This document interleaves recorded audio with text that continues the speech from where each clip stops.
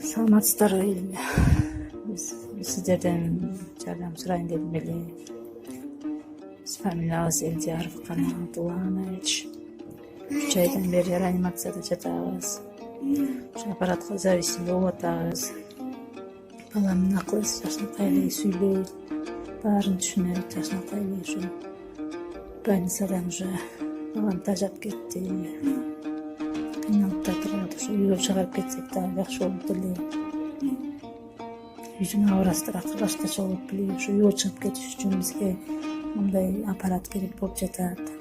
Бул аппарат 6-7 миң доллардан атышат врачтар. Ошо аппаратка зависимый болуп жатабыз. 3 айдан бери ошо детский больница жалда, реанимацияда.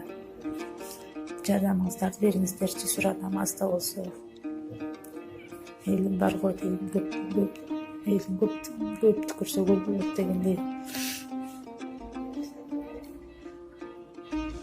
Жардамыңыздарды сурадым. Allah üçün berile turgan 50 somdun berekesini aytayın. Kimdir bir Allah üçün 50 som berse, şu 50 somdun berekesini Allah'tana, ana şu insanın birösüne 500 som kılıp kaytarat. Balkim 5000 som kılıp kaytarat. Demek akçanız eselip kaytar.